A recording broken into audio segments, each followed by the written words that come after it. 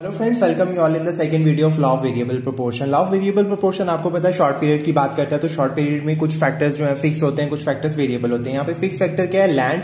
तो लैंड की यूनिट्स देखो हर जगह क्या है? फिक्स है। और टेबल की बात करें, वेरिएबल फैक्टर है तो हर जगह ये चेंज हो रहा है, ठीक है, ये फिक्स नहीं है।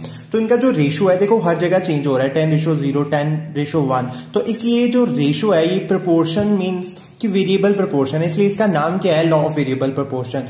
देखो पहले यहाँ पे इस लैंड पे कोई काम नहीं कर रहा है तो वहां पे आउटपुट कितना निकल के आ रहा है? Total production, average production and marginal production सब कुछ जीरो है यहाँ पे। टोटल प्रोडक्शन मीन कि एक लेबर अगर कोई आया तो उसने कितना प्रोड्यूस किया, ठीक है। अगर 8 लेबर है तो ये कितना प्रोड्यूस कर रहे हैं। टोटल प्रोडक्शन मीन्स कि टोटल कितना आउटपुट निकल के आया, जो जितने भी पर्सन काम कर रहे हैं उनका सभी का टोटल। बट एवरेज प्रोडक्शन में क्या है कि एक इंडिविजुअल आपको कितना काम करके दे रहा है, कितने यूनिट्स प्रोड्यूस करके दे रहा है, तो वो एवरेज प्रोडक्शन होगा। अगर एक लेबर है तो वो 20 यूनिट्स प्रोड्यूस कर रहा है, 3 लेबर लगे हुए हैं 30 यूनिट्स प्रोड्यूस कर रहे हैं, ठीक है। अगर 8 लेबर है तो एक बंदा कितना कर रहा है? 17.5 यूनिट्स प्रोड्यूस कर रहा है, ठीक है। तो देखो मार्जिनल प्रोडक्ट मींस कि एक एक्स्ट्रा लेबर के आने से आपके प्रोडक्शन में कितना चेंज आया। किसी भी पॉइंट पे देख लो, 5th पॉइंट पे पहले आप 4th, ठीक है, पहले 4 लेबर लगे हुए हैं तो वो 120 का प्रोडक्शन करके दे रहे हैं। 5वां जब लेबर आया तो आपके प्रोडक्शन में कितना चेंज आया? 140। मींस चेंज कितना आया? टोटल प्रोडक्शन तो हो गया आपका 120 से 140, बट चेंज आया आपका 20 यूनिट्स का। तो इसलिए 140 माइनस 120 कितना हो गया? 20। इसका फॉर्मूला क्या था आपका?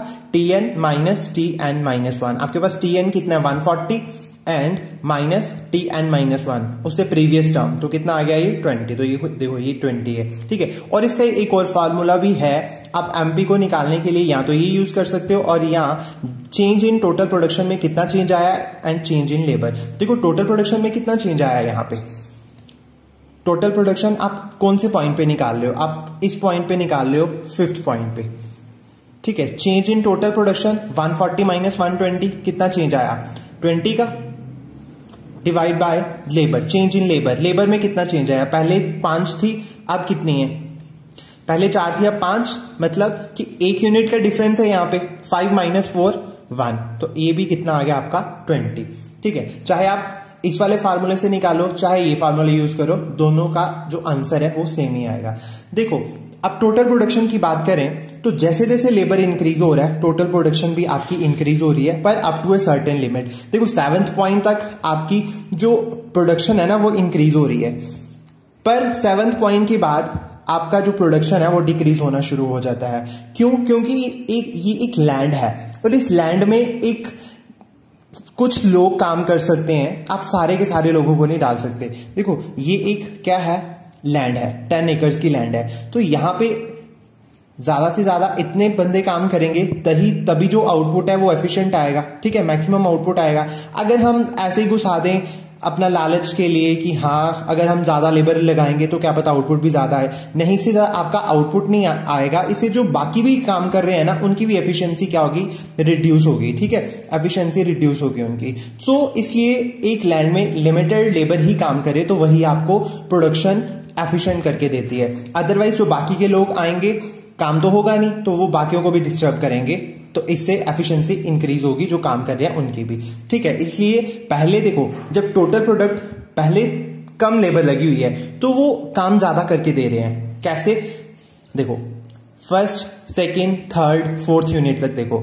4th यूनिट तक क्या है? पहले एक पर्सन काम कर रहा है तो वो टोटल प्रोडक्शन कितना करके दे रहा है आपको? 20। तो एवरेज प्रोडक्शन मींस एक लेबर ने कितना काम किया? 20 यूनिट्स।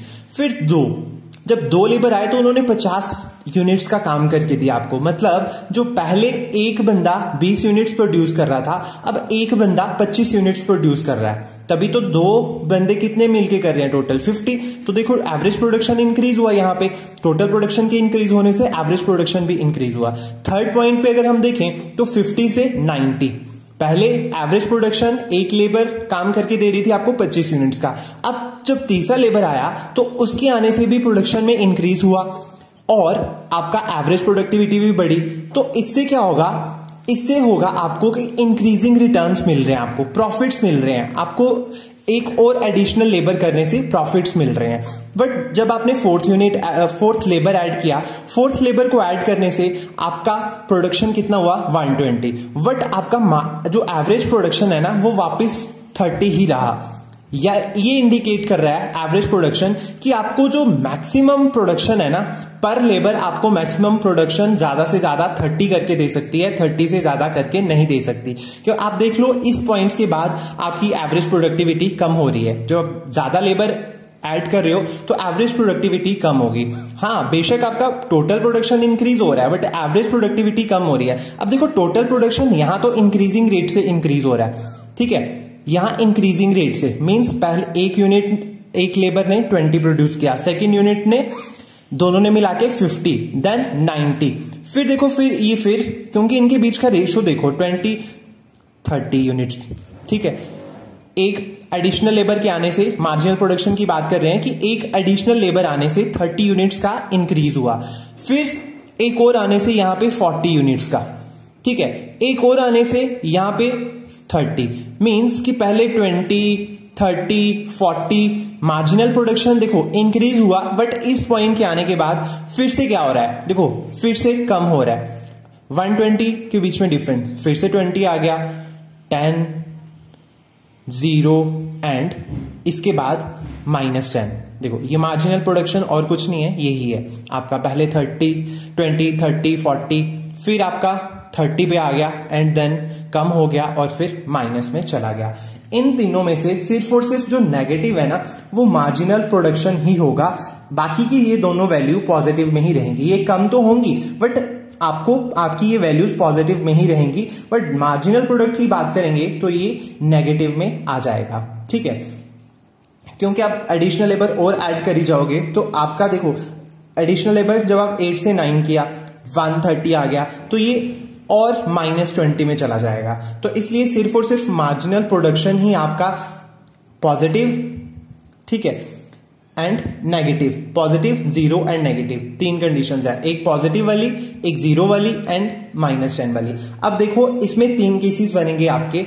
एक है आपका 20 से लेकर यहां तक, ठीक है, ये आपका इंक्रीजिंग रिटर्न्स का केस है। किसका? Increasing returns. Increasing returns means आपका प्रोडक्शन बढ़ रहा है इंक्रीजिंग रिटर्न से, बट 30 जब आपका AP इक्वल्स टू MP आ गया, AP इक्वल्स टू MP आ गया, इसके बाद आपका एवरेज प्रोडक्टिविटी, मार्जिनल प्रोडक्टिविटी कम होना शुरू हो जाती है।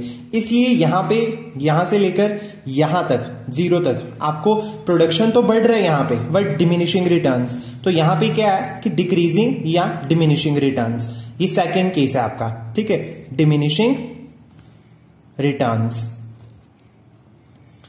एंड थर्ड केस है आपका जब 0 के बाद वाला, ये आपका है नेगेटिव रिटर्न्स, क्योंकि इसके बाद आपको नेगेटिव रिटर्न्स मिलना शुरू हो जाएंगे, ठीक है। कोई भी प्रोड्यूसर है वो यहां पे काम करेगा क्योंकि उसको बेनिफिट होगा, वो चाहेगा कि हाँ मैं और लेबर लगाऊं तो देखूं क्या प्रोडक्शन कम होता है नहीं होता, वो सेकेंड स्टेज में भी काम करेगा। बट कोई भी प्रोड्यूसर, रैशनल प्रोड्यूसर है, वो सेकेंड स्टेज तक ही काम करेगा, सेकेंड स्टेज के बाद काम नहीं करेगा। क्यों?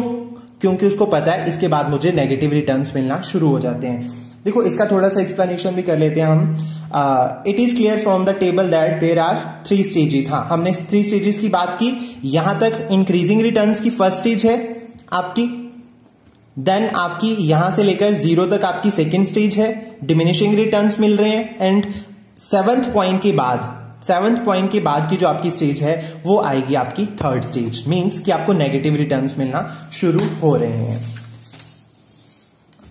देखो फर्स्ट स्टेज की बात करें तो फर्स्ट स्टेज में क्या है कि AP आपका increases as there more doses of labour and capital employed with fixed factors. देखो लैंड आपकी फिक्स्ड है, जैसे जैसे आप लेबर बढ़ा रहे हो, फर्स्ट वाले केस में क्या है कि आपका AP भी बढ़ रहा है, MP भी बढ़ रहा है और टोटल प्रोडक्टिविटी, तीनों चीजें बढ़ रही हैं, ठीक है, अप टू 40 यूनिट्स। देखो 40 यूनिट्स तक आपका MP जो बढ़ रहा है इसके बाद कम होना शुरू हो जाता है, ठीक है, बोथ स्टार्ट डिक्लाइनिंग। इसके बाद दोनों आपके कम होना शुरू हो जाते हैं, कौन कौन से? AP और MP। क्यों? क्योंकि land is not properly used, both start decreasing because proportion of the worker to land was sufficient and land is not properly used. This is the end of first stage, ठीक है, ये and है आपकी first stage की। जो second stage है वो शुरू हो जाती है जहां आपका AP इक्वल्स टू MP आ जाता है, मींस 30 इक्वल्स टू 30। इसके बाद क्या होता है कि आपका MP भी गिर रहा है और आपका AP भी गिर रहा है, ठीक है। ये आपका आ गया। देन यहां पे आपको क्या मिल रहा है, यहां पे आपको डिमिनिशिंग रिटर्न्स मिल रहे हैं, ठीक है। फर्स्ट स्टेज में इंक्रीजिंग रिटर्न्स मिल रहे हैं, सेकंड स्टेज में डिक्रीजिंग रिटर्न्स मिल रहे हैं, एंड जब third stage mean 7th stage के बाद 8th यूनिट जहां आपका स्टार्ट हो जाएगा, वहां से आपको क्या मिलना शुरू हो जाएंगे, negative marginal products means negative returns मिलना शुरू हो जाएंगे। यहां देखो कि एपी भी आपका पॉजिटिव है, टीपी भी आपका पॉजिटिव रहेगा, ठीक है, क्योंकि प्रोडक्शन कुछ ना, जितने मर्जी लोग होंगे एक लैंड पे, प्रोडक्शन कुछ ना कुछ तो होगा ना, वो कुछ ना कुछ प्रोड्यूस करके देंगे, इसलिए टोटल प्रोडक्शन और एवरेज प्रोडक्शन नेगेटिव में नहीं जाएंगे, बट जो मार्जिनल प्रोडक्ट है आपका वो नेगेटिव में चला जाएगा। Thank you so much. अगला जो है पोर्शन हम अगली वीडियो में करेंगे। Thank you.